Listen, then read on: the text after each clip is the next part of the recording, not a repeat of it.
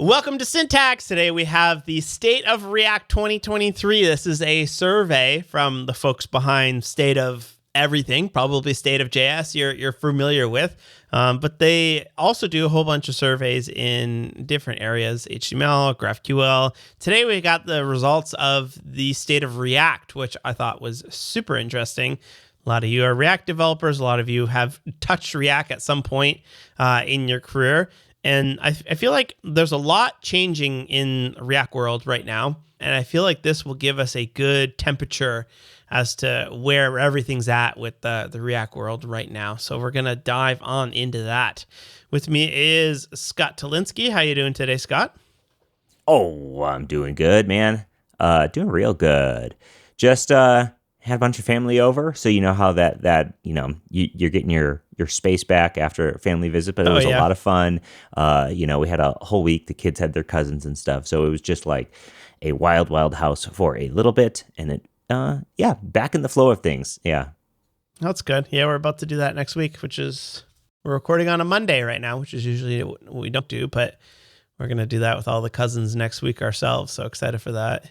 Yeah. I know the kids had a great time. They did all kinds of stuff, and we ended up going to a water park here and stuff, and did all the things. So yeah, it was a blast. I am exhausted though. It is Monday, and I feel like it is. I feel like it's the end of the day Friday, just because of just how crazy all the kids can be and stuff. Speaking of crazy, no, that's a bad position. No, speaking of crazy, your application's crazy.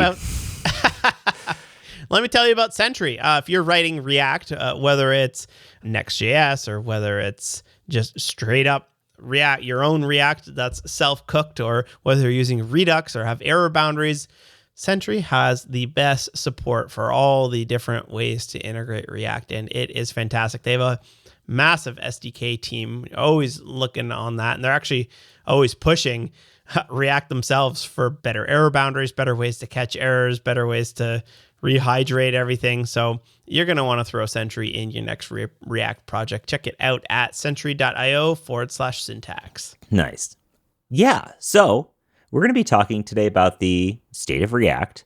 And I'm stoked to hear about this because, I at one point in my life was very deep into the React community. So it's interesting for me to see the evolution. But what I'm most interested in seeing is really some data around all these new APIs, because it seems like in the past couple of years, these new APIs have really changed React in a big way. And maybe not necessarily how you write React, but what the things you can do with React are. So I'm very interested to see what the outlook looks like from the community in a developer survey like this. Let's start off with the API pain points, because this is generally something that would make you jump ship away from a framework, is that you are frustrated. Like, maybe I should ask you, like, what are the reasons why somebody would move away from React? There's API pain points. There's like ecosystem fatigue. Yeah, just too much going on. What other reason? Why did you move to Svelte?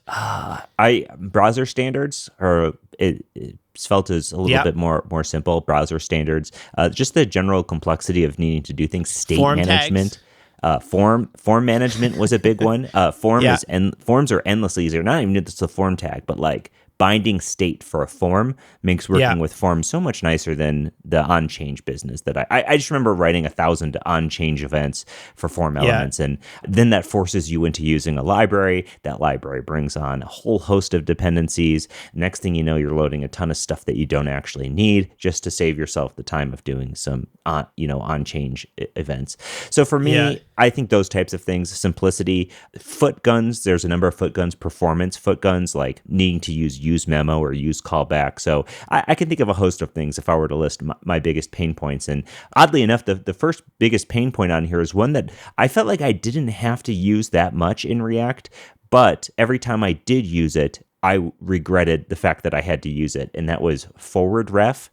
Did you use forwardRef much, or do you use forwardRef much? Yeah, as I get more into writing libraries like ShadCN, where you write like sort of a composable component where you can pass data into it, you'll find yourself like having to forward the ref of another DOM element, especially when you're trying to like bridge the gap between this is like a vanilla API and this is a React API. And that was a huge pain point. And that's by far the most voted one here. And thankfully, those things are not necessary anymore given React 19. Yeah, for sure. Next one up is memo. And I have not used memo here. I've used use memo. What is memo? Allows you to skip re-rendering of a component when its props are unchanged. I'd never used that. That was not something I used, but it is interesting because that's a whole host of issues in React, is that you're always thinking about component re-renders. And what happens when that component re-renders? Are your functions being recreated? Are your values having to be recomputed? What is happening, and is this re-render expensive? And I think that kind of mental overhead does cause quite a bit of disturbance in like how it gets in the way. Like, I'm not thinking about writing interactive code or writing cool experiences. I'm worried about how many times this component is being re-rendered because it's an expensive render, right? Yeah. They're essentially the same thing. There's obviously some small differences there, but the whole idea of having to memoize your components is a pain. And with the React compiler, it's out, but I think once we start to adopt it, that's another API where you simply don't need to worry about that anymore.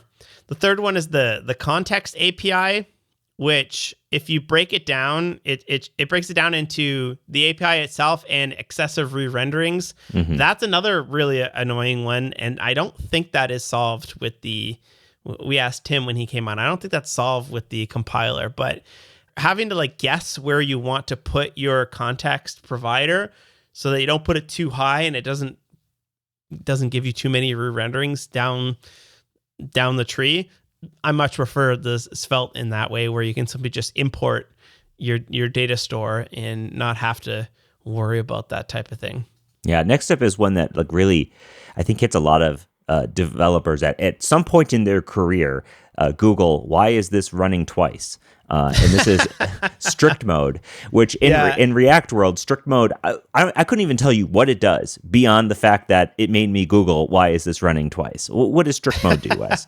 Yes, StrictMode is when you're in development, it will rerun your component twice to make sure that the output of your component is the exact same thing. So if you by accident were to have some sort of side effect where like maybe in your component when it loads you have like a variable called count and you increment that by 1 and then you display I've been rendered once, and then if it will run it again, and then if that variable increments to 2, that means that your component somewhere has a side effect where it's not giving you the same inputs with the same outputs, and that's going to cause you to have a bad day.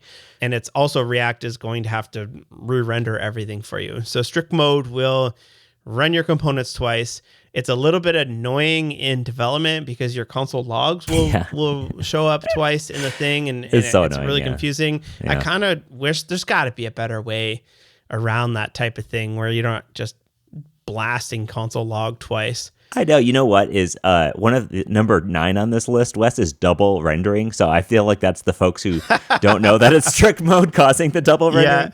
Yeah. No, I think the double rendering one is that you load a component, that component will then load in some data. It will set something to be true. It'll set loading to whatever, and then it will re-render again because now you've set up your data instead of having to pass it in. So that is a pain as well. Yeah, and this is why I think folks really like frameworks that are tracking values, right, rather than necessarily tracking renders, because it feels like a little bit easier to say, did this value change rather than did this component change, and now I have to update the whole thing, and maybe a function is being recreated twice.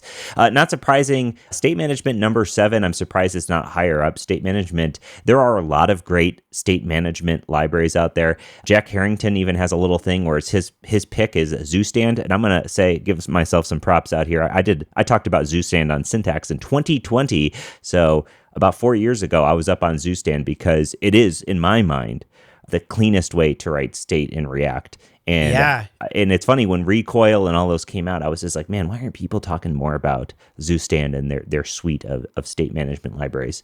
Which, yeah, state management, it's tough. I do wish React might have brought, like, was it Recoil? I wish they kind of brought in Recoil, right? I don't know. We had talked about ZooStand, I don't know, a couple of months ago. And at that time, I was looking at tech to rewrite my checkout.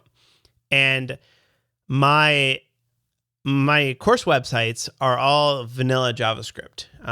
And I was like, all right, well, I don't want to write the whole checkout in vanilla JavaScript. That is probably a recipe for pain, because checkouts are so complex, right? So I was like, I need a framework just for that part. So I rewrote it in React, and then I was looking at like state management, and there's a couple spots where I need to sort of hot potato data from the vanilla boundary to the React boundary and vice versa, meaning that like the vanilla needs to know if something is currently in a loading state, and the React app needs some data passed from the vanilla API about what course and product you're currently on. And I was like, I'll just throw it on the window, window dot whatever. And that was okay. But then I was like, I kind of need this to be reactive because it's loading, right? So I use ZooStand, and it's amazing because I can use the ZooStand React store in vanilla JavaScript without any of the React APIs. And I could just set values from my vanilla JavaScript, and it will just immediately re-render in React land, which is beautiful. I absolutely love it. Yeah. Next up, we should talk about the hooks pain points. It's wild that they said main API pain points, hooks pain points, new APIs pain points.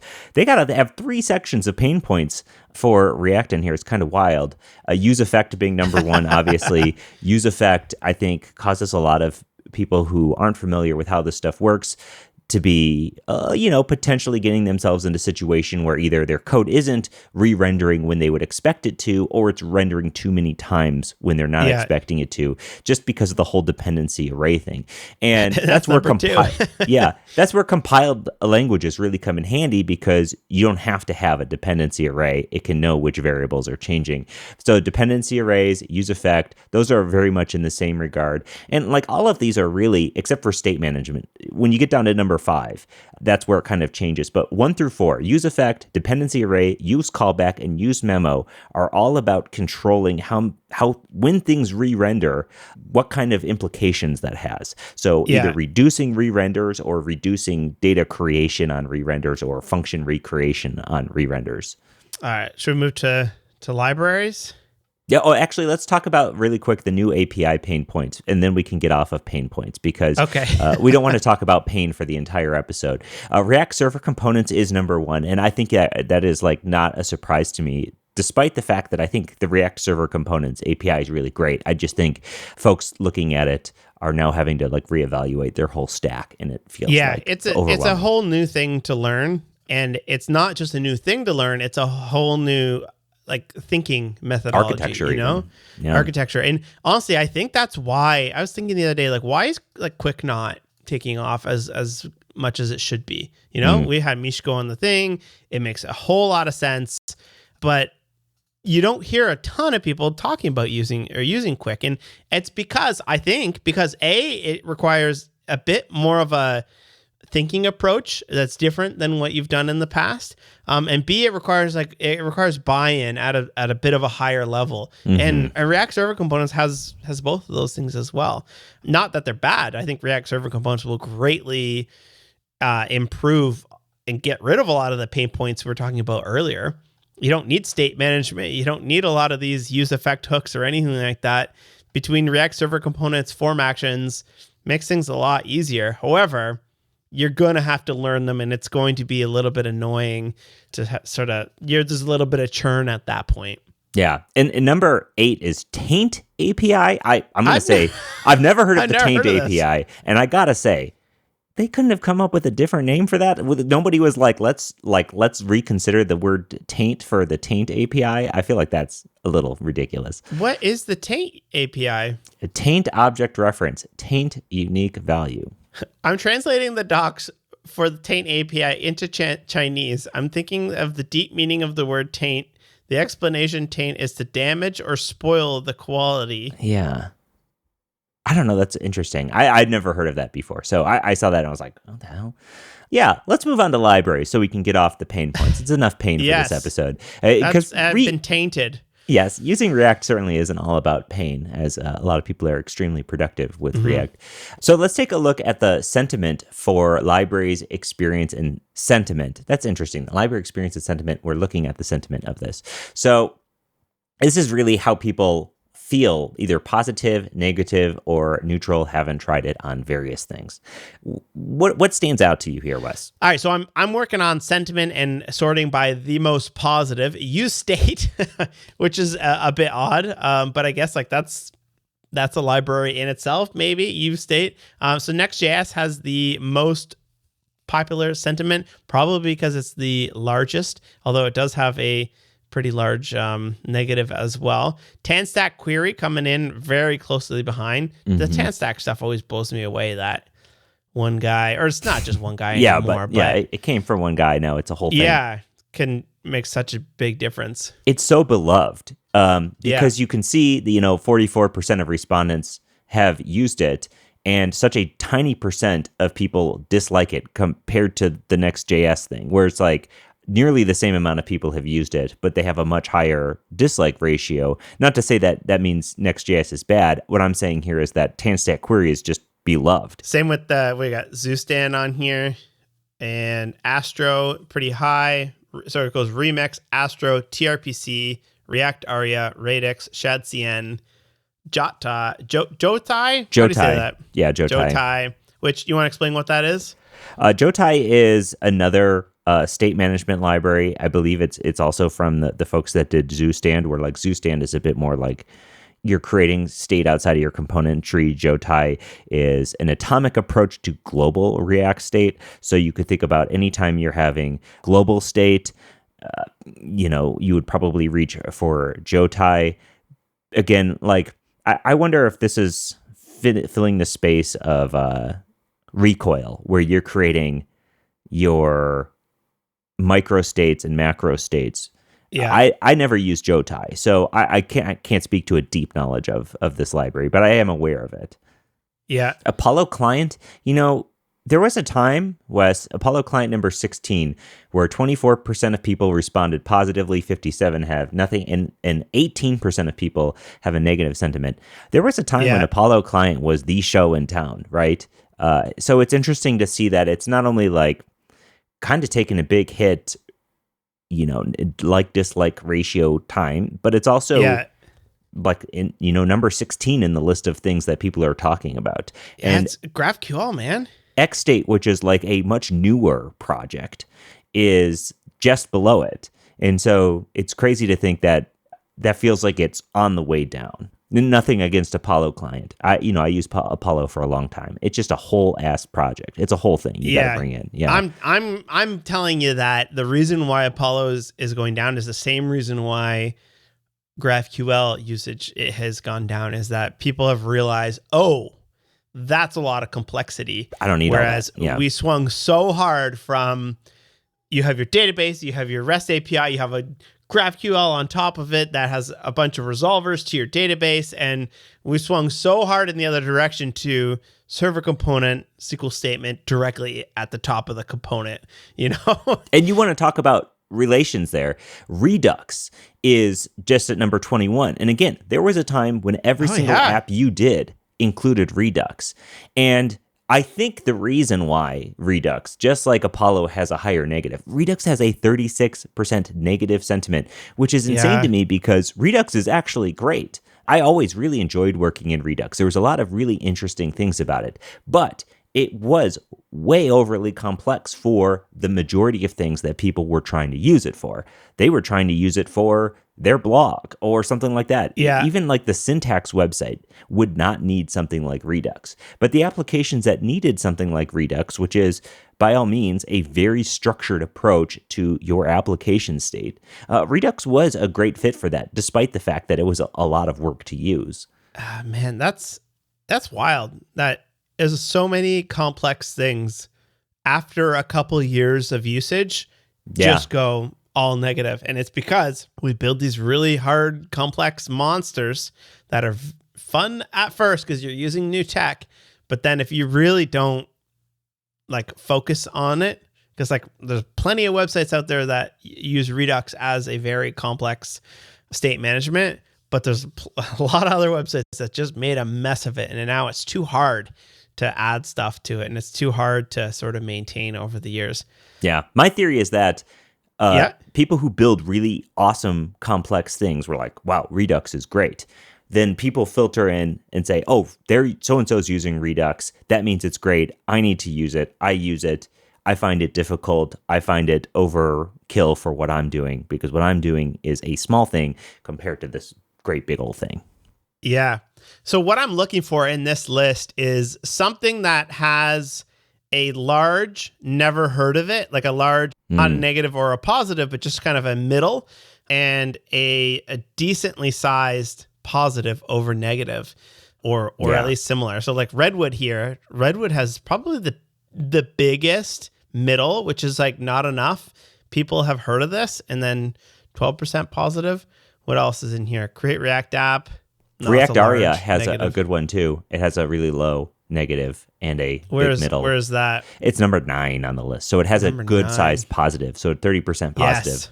But a big old middle of people who haven't used React Aria is great. These are probably the things you should be checking out. The things that have a good positive and a large, I've never used it before, because that means that it's just it's only the amount of time. So what's on the list? Astro. Astro's shot up in the last year or so. Yeah.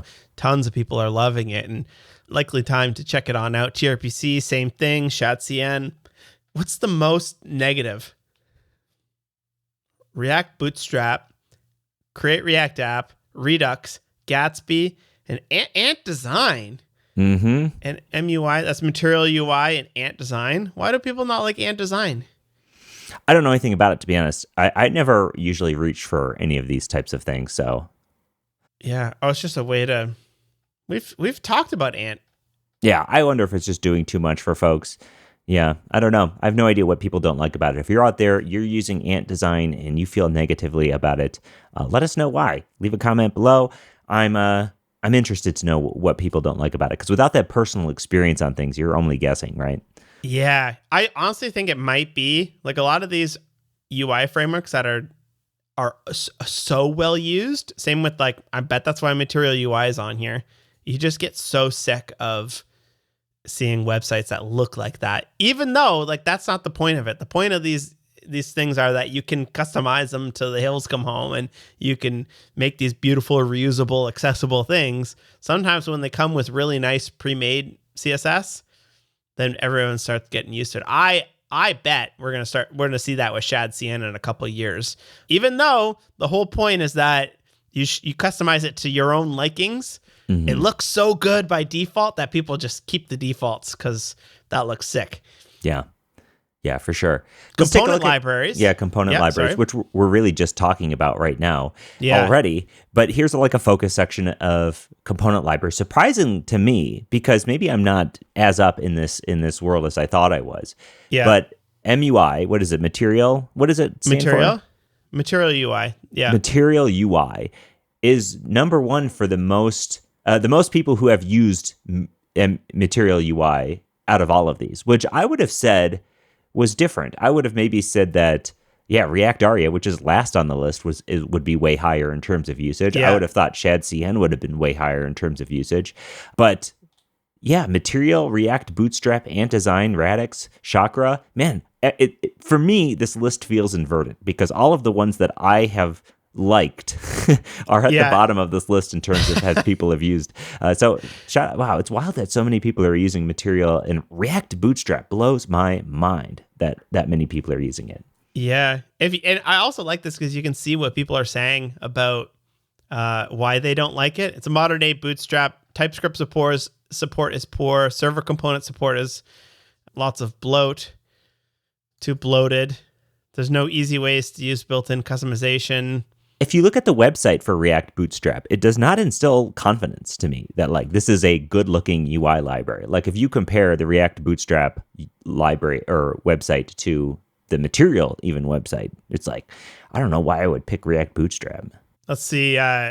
The most positive is React Aria. Let's see what people have to say about React Aria. Not working as expected. What?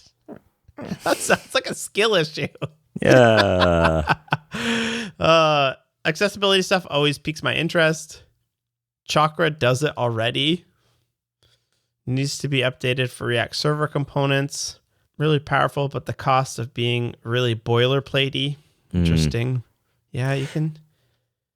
Sometimes the positives of these libraries is also the negative of people don't want to have to fuss with that. Yeah. Hey, Wes, scroll down to other component libraries. There's one that got 30% of the votes in the other component libraries called Mantine. Mantine. I've never heard of Mantine. This is the first time I'm seeing it. Looks pretty nice, though. The site looks great. Kind of gives confidence that it would be a good choice. There's a lot here. Seems like there's a lot of useful components, a lot of nice form components. I have no idea what the API, working with the API looks like, but it kind of looks nice. I kind of dig this site. Shout out to the Mantine folks. Talked about Mantine. I don't think we did. I could be totally wrong on that. I feel like, we did. My gosh, I am so wrong about that. How have I never seen this? It's just. This might have been somebody on Twitter, because when we posted the episode, we got a lot of people saying you should check out X, Y, or Z, and I encouraged people to add it to the show notes because the show notes were a great resource of all the different UI libraries. But I feel like I remember Mantine. This one, fully featured React component library, TypeScript base, use it anywhere, date pickers. Ooh, shoom, shoom. I know content. It's a great little site. Yeah. Does this use web standards? No. I feel like that is a I don't want to put this on React folks, but I do feel like that's a thing that it's easy to get into that mode with React compared to just use divs instead of any web standard. Yeah.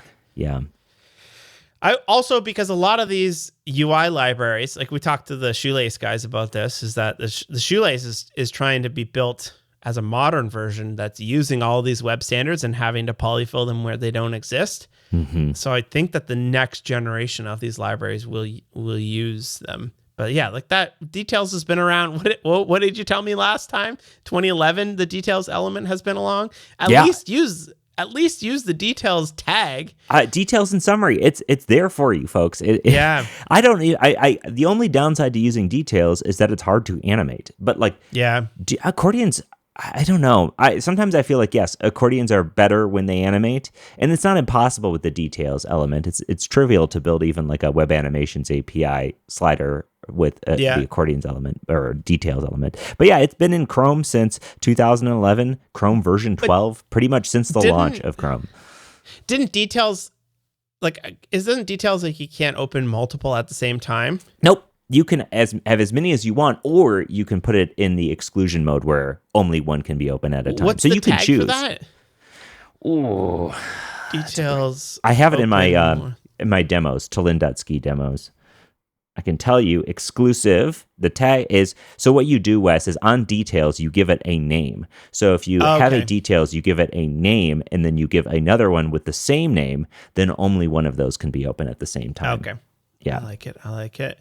Daisy UI, Tailwind CSS, component library. Tailwind's not a component library. I know. Yeah.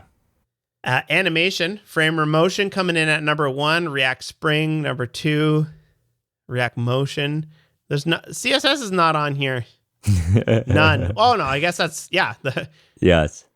39% of respondents use none, which is probably because they're using CSS. That's good. Data Viz. D3, Recharts, Nevo. Are people using D3 straight up raw in React? I doubt 45% of these people are using D3 straight up, because D3 isn't exactly friendly to use in that regard. But there are other ones, like I believe Nevo is D3 based. Yeah, Nevo is D3 based. I use Nevo. And it makes it so much easier to work with D3. I can't imagine. Maybe people, I don't know, maybe I'm selling people short here, but D3 to me is just such a, it's not an unfriendly API. It's just a whole thing you got to learn. It's a whole big thing. Yeah, I want to know. Like, people, there's no way that all those people are using D3 themselves. And Recharge is built on D3 as well. I mean, so many of the good ones are built on top of D3. Nevo is SVG based, though. I use Nevo for the syntax charts thing that we built. Oh, yeah. Built on top of D3 and React. Yeah. Oh, but D3 is D3 SVG is a big based thing as well. Yeah. But D3 is SVG, right? You know what? It would seem to be that's the case. I get 3JS and D3 mixed up all the time. Oh, yeah, 3JS, that's a whole nother different thing. I wasn't sure if D3 used Canvas or not, but, JavaScript library for bespoke. No, this is all SVG. SVG, yes. It's all SVG based, which is better, because then you can at least use CSS to change the color of things and listen for click elements and whatnot. Doing it in Canvas is sometimes you get better charts, but that's a pain to be outside. Yeah, that's the whole thing about Canvas, is that you get really performant everything, super performant everything. Yeah. But it's way harder to debug. And you can't just inspect this thing and say, why isn't this not in the right spot? Let me change its spot. CSS Tools and Libraries is kind of interesting as well, what people are using. 67% of people using Tailwind, but 10 less are using style components. So that's very surprising to me. Yeah, same. Well, maybe not that surprising, but so many people bought into style components, myself included, that now we're at a different spot where maybe we shouldn't be using style components for absolutely everything, especially when we get into server component world. And actually, Josh Komu has a really good blog post that details is so you want to use React server components, but you're using style components. Here's a couple solutions that you can sort of keep the same API, so you don't have to rewrite everything, but be able to use them with server components. So 67% on style components. And then 66% on Sass and CSS. Wow. That's higher than I would have thought. Yeah, where's the straight up post CSS? I think that's a little bit more difficult. CSS in React modules, land. probably. I still stand by, I would love React to have a single file component system where you could write scoped CSS in CSS. Really what I want is React to have svelte style CSS or view style CSS, because there's nothing better than just writing a style tag and writing your CSS in there and knowing that it's scoped to that component, which is really what styled components. One of the things that I used to do, Wes, with styled components was I would just make a wrapper component that was the styles for that component, and then all of my styles would be scoped to that component. So that's all I'm using it for. Styled components as a means of scoping to this component, instead of maybe writing, here's a button, here's an H1, and bringing those all the way around. Maybe we should explain that. Styled components had a couple benefits. The first one being that you can scope your CSS. You can write your CSS in a component and then sort of just associate it with that specific component. And that people still love that, being able to scope your CSS to a specific component and not have to worry about a whole bunch of class names and whatnot. And the other benefit was that you can use JavaScript inside the CSS, meaning that you can bring in props and interpolate them into the values. Honestly, now that we have CSS custom properties, CSS variables, I have zero use for that. Same. I've had zero use for that for many, many years. So a lot of the new CSS and JS solutions are compiled, like Panda does this, is compiled at the start, and it's not part of the JavaScript runtime at all, and you're simply just using it to do the scoping. So I'm looking at my own wesboss.com. I need to find a solution for that. Let's since we're at 39 minutes, let's move into the backend and infrastructure, which is the meta framework world here. The meta framework stuff is so ubiquitous now in terms of you're building an application. Which meta framework are you going to pick? Not surprising, 91% of people have used Create React App. Create React App used to be the easiest way to spin up a React, but it's not surprising that all these people have used it. I'd be surprised if people were shipping a lot of things on Create React App, because to me it always felt like this was a starter to just get you going. It wasn't like a platform to build your whole application on. For me, if I was going to be building a whole thing on something, in the past I would have reached for Gatsby or Next.js, but these days I personally would be picking Astro. Astro is my favorite of the bunch of meta frameworks for React. It does things the way that I'm most comfortable with, and it uses enough of the paradigms that I've been used to now. And it also has a big focus on not shipping a lot of JavaScript, which I don't know if a lot of these other ones do. I mean, Gatsby the whole thing was static sites, but the whole thing with Astro is like we're shipping much less JavaScript. Yeah. Other meta frameworks, SvelteKit is in here. Hey, Quick. Why would SvelteKit be in here? I people just Maybe responding. Yeah. People, yeah. What are you using? Yeah. I'm not using React anymore. Quick makes an appearance. That's Quick. cool. There you go. Only 43 though. There's like 10,000 people that took this. Yeah, that's a bit of a bummer. Solid. I guess not. It doesn't make sense that there's other frameworks in here, right? And then Solid has only 19. It makes sense, as you're not taking a React survey if you're not building it. You know what I'd be interested in seeing is this Lume. Have you heard of Lume or Loom? Lume? No. It's a Dino-based one, Lume .land. This thing is incredible, and I wonder if we'll see people start to talk about this for next year. I wonder if I'm too early on this. You think so? You think people are still... I think we kind of understood the static site thing doesn't work great as soon as you need something that's not static. Well, this is really good for building like a docs site. Yeah, that's true. There's a lot of things where this works, and you can connect it to a CMS really easily. But this framework, I think, is supremely underrated in terms of, what people are talking about right now. There's a whole CMS. Supports YAML, JSON, or any front matter like Markdown. Go to the plugin section and be surprised. Look at this. Code highlight, base Just path. see how much stuff is here. Oh, yeah. Hokey. Yeah, it's a whole thing. And nobody really talks about this framework that much. So I wonder if we'll start to see this pop up on people's answers at some point, even by the next JavaScript state. Let's talk about build tools. Webpack still coming in. It's Next.js. Top there's no way around it. Yeah. But do people that run Next.js know that they're using Webpack? I think so. I don't think so. If you're using Webpack, you know it's Webpack because. But you're not writing. I know. I would say most Next.js users don't write a Webpack config. They don't. Oh yeah, totally. They don't write anything Webpack. It just works for them. Yeah. But 89% of I guess that's also like, have you used it? You're like, yeah, I used it. Maybe it should be, have you used it in the last year or so? Because everybody's used Webpack at some point. Obviously, Vite number 2, ESBuild, Rollup, TSC, TurboPack, Parcel, and TSUP coming in, and then it just drops off after there. My favorite is the 13 people who responded with Gulp. Let me tell you, I just updated a Gulp file the other day. I had an old site from 2011 that I was moving, and when I moved it, I didn't have a built version of it. And when I went to build it, it was like all kinds of issues with it. So I'm like, oh no, I'm gonna have to debug a Gulp file, and I had to get into that. It was kind of a blast from the past, looking at my old pipelines and stuff.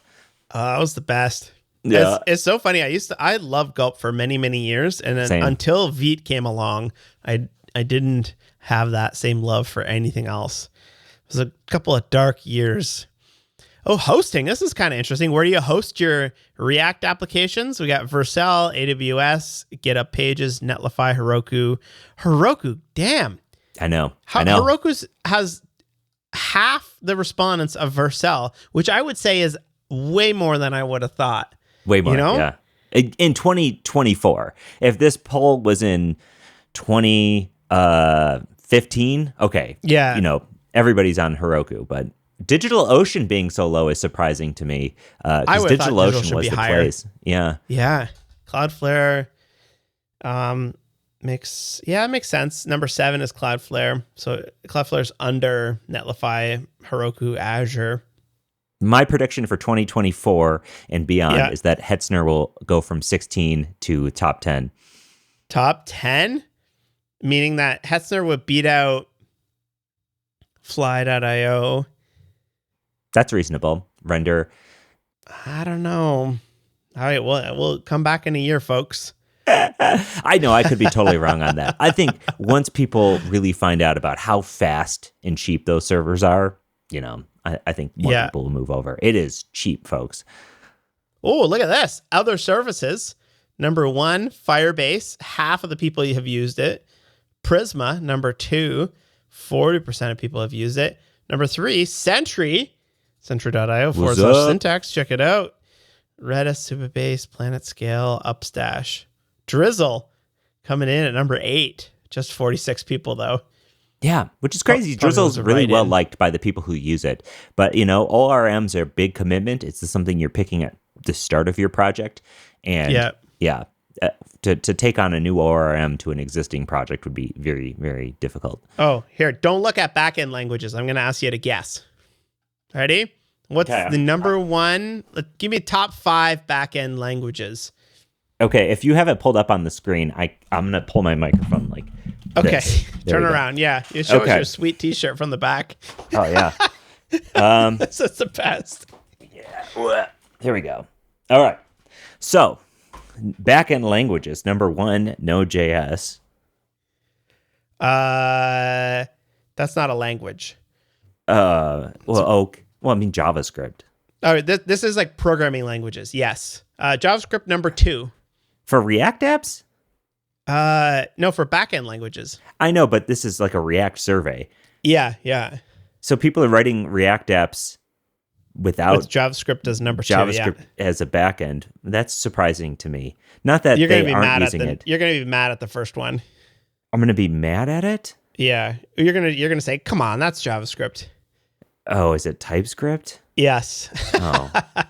Okay, folks. Come on. Okay. I do like that they split that out, though, so it's kind of interesting to see that. Number TypeScript, 3, though, what do you JavaScript, think? Yep. PHP. That's number 4. Number 4. I know people use it with things like Laravel. Ruby.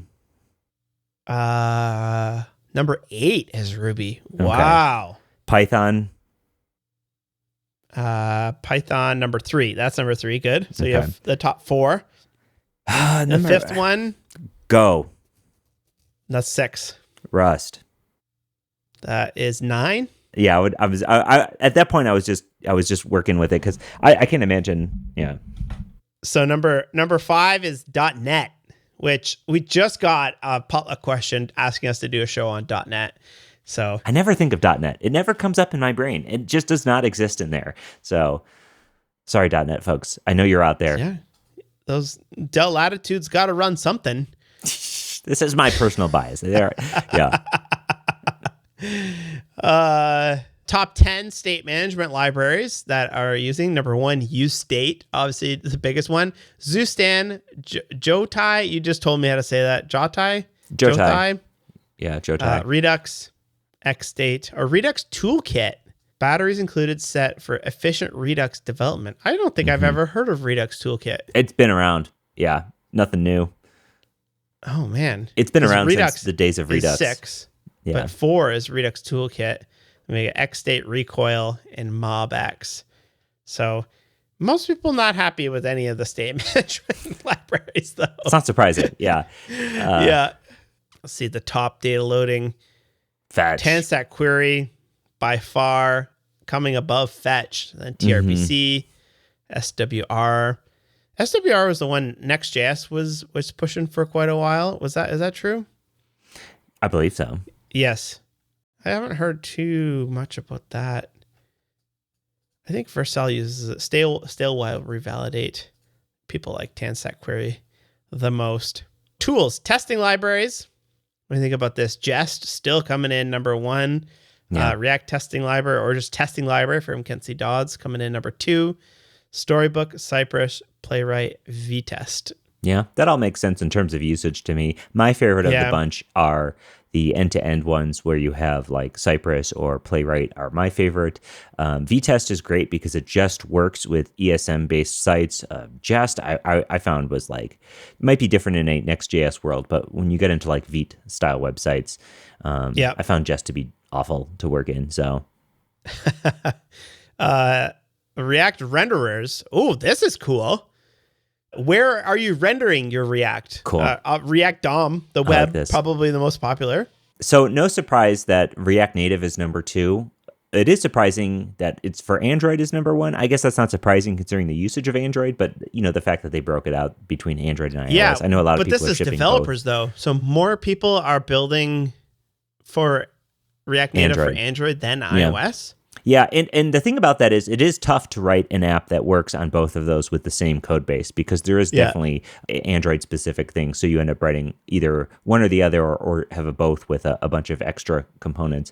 PDF is surprising to me. I didn't know React PDF existed. I would have thought React 3 Fiber would have been above something like PDF or, but yeah. React PDF. People, first time I'm hearing about it. Yeah, but people, I think it's big business for, utility companies and anyone who runs billing to have to put everything to PDF. Man, so 13% of respondents are rendering in React PDF. That is wild. And something useful or interesting is under the usage is application patterns shows that 86% of respondents are writing single-page applications. 63 are writing server-side rendered applications. 50% are writing static sites.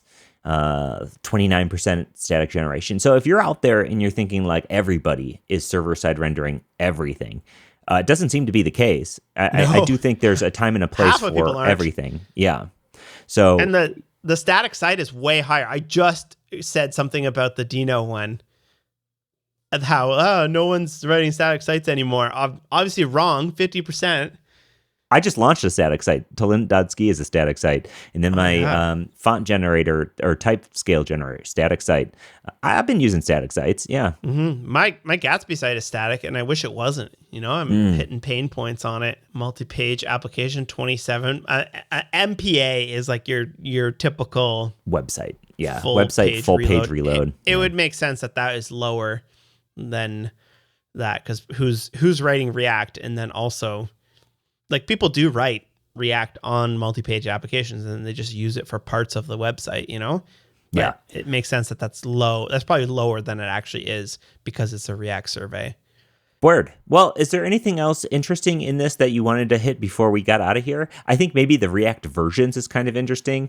69% of respondents are on React 18, which I think says a lot about React's upgrade path in that, yes, there are new things, but largely, if you're upgrading, the breaking changes there are not enough to hold you back from using the latest. Mm-hmm.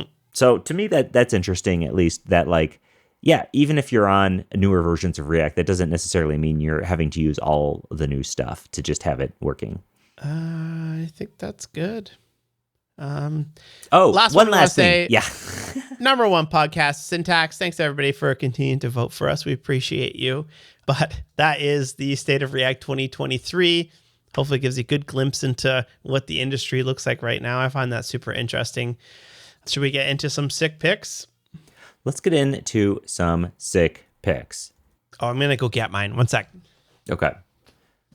So I'm going to sick pick this Thermacell mosquito repellent thing. It's like a little tube, and you put these little fuel cells into them. I don't even know what the fuel cells are. I think they're propane. Yeah, they're just... Or butane? They're just little itty-bitty things, and it kind of cooks on a little looks like a Listerine tablet that people used to always eat. Remember those? Yeah. The Listerine slices. Those were hot in high school. Yeah, everybody had those things. I haven't even thought about those in a very long time, so it just kind of hit me that those existed. But this I don't know about you all, but mosquitoes to me, I hate mosquitoes. In Colorado, we hardly have any mosquitoes because it's so dry here. But the new house that we moved into 2 years ago here, it has so many trees and so much shade that we got mosquitoes here. And I'm having I don't know, man, I'm just got to get rid of these mosquitoes. And this, if we're sitting out watching TV outside or whatever, we have our projector out or something like that, and I'm getting bit by mosquitoes, I'm always turning on this Thermacell mosquito repellent. And to me personally, this is the only thing that I found that's actually like kept them away from us. So I feel okay with having this thing on and around. And if we're outside and we're staying in one specific, area, it covers a 15-foot zone. So if we're staying in a 15-foot zone, this is the most effective thing that I've seen. If you're out there and you have a better mosquito repellent situation, let me know. I'm curious. Down with mosquitoes. So yeah. Apparently a 70% butane, 30% propane mix in those cartridges. Interesting. Beautiful. I looked into it a while ago because there's a hack to refill them. So I hate buying anything. That is you. That's so you. Yeah. I'm not a sucker, so I don't buy stuff that requires you to continually buy stuff for it. Yeah. So whenever I look into stuff like that, I'm like, there's got to be some sort of like aftermarket thing where you can refill it. Like when I got into the SodaStream for a while, I was like, I found a local guy who would refill them, but then I also found like people like pipe the whole SodaStream into like a huge like beer brewing bottle, so you have years and years worth of it. I'm mostly just like researching it. I didn't actually do it. But my sick pick today is boom. Oh, whoa. I think I'm out of bullets. Yeah, nothing's shooting out of there. Oh, yeah. The kids shot all the bullets out of it. Anyways, we have recently got into Nerf guns at our house because I go to a lot of garage sales, and I never realized this before, but every single garage sale has thousands of Nerf guns because like everybody gets them for their birthday or whatever. And often, like I got this one, it's like $160 gun. I got it for $10. And you put this is Nerf Mega, which is these big bullets, and they whistle when they go past your head. It's like, phew. But we got like, I don't know, 6 or 7 guns, and we just like have the perfect house for just hiding around and pegging the kids off. And we have the best Nerf fights ever. So I would highly recommend picking up, if you go garage selling, or if you have a kid in your life, get them a little Nerf gun. This one's a little bit big. We have we got these little pistols that just takes one bullet, and that's really fun as well. So I'm interested in what age you felt comfortable giving your kids Nerf guns. Because my son, he's 7, and he's like, he has these like wild fantasies about what Nerf guns will be like. He's like, Dad, did you know that there's a Nerf gun that does this? I'm like, no, there's not. Like, so he's like pretending that he has a Nerf gun and stuff. Yeah. And Courtney is really like, I don't know if we should get him a Nerf gun right now, because we know the first thing he's going to do is shoot his sister in the eye. Yeah. So like, when is the right age? I don't know. I'll tell you. I said my kids will never have guns and never have like Pokemon shirts and like character stuff. And I'll tell you, I was wrong about both of those things. Being a parent humbles you because our kids have shirts with Pokemon on it, and we got guns all over the house now as well. And it's super fun. So like my youngest is 5. And he has it on. And we obviously talk to them like, don't shoot each other in the eye and whatnot, because they can get pretty fast. Yeah. And like, I had one as a kid. There's like a Nerf modding like YouTube.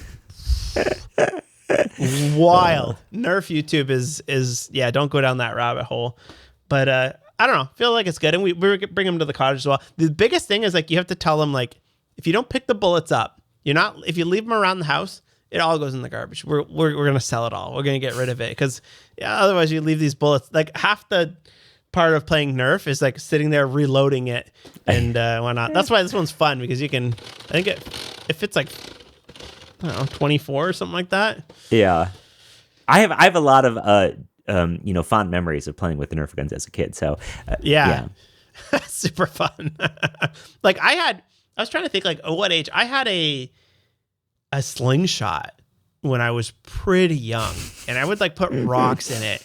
Oh my God. Like just peg it against trees and like go very close to cars and things like that. So I was like, all right, my kids can have foam bullets. If I had Yeah. actual, like a hunting slingshot when I was their age. I know. I think about that all the time because Landon's cousins like really brought the Nintendo Switch into his life this week. So like now he's playing Minecraft on his own on the Nintendo Switch, like and able to do it for like the first time really. And Courtney was like, I've been resisting the video game thing for so long. And I love video games. As a kid, I played a ton of video games. But I think something at least like Minecraft is a little bit more creative exploration type than just kind of mindless. And I said, I got so much joy out of it. Yeah. Yeah, it's really fun. We gave our kids we bought an original Nintendo at the cottage, and they've been learning the like Mario, and they know where all the hidden lives are and whatnot. And then we also bought a Wii a while back, but they just have never gotten into the Wii, which is makes sense. I've never gotten into video games my entire life. I had lots of them growing up. I just never could get into it. I've been playing a lot of video games my whole life for a long time. And one of the things we do as a family is we'll play the new Mario Brothers games because all 4 people can play at once. So all 4 of us can play at once or play Mario Kart or things like that. I think that's a more fun experience for us right now than like, all right, you get your own video game system and you can just, sit in your room and play video games. No, let's like make it a thing at least, like a board game, family board game night or something. Exactly. Cool. All right. Thanks, everybody, so much for tuning in. Make sure you check out syntax.fm for everything we have, including some sweet swag and all of our latest episodes. Anything else to plug, or should we wrap it up? That's it. All right. Peace. Peace.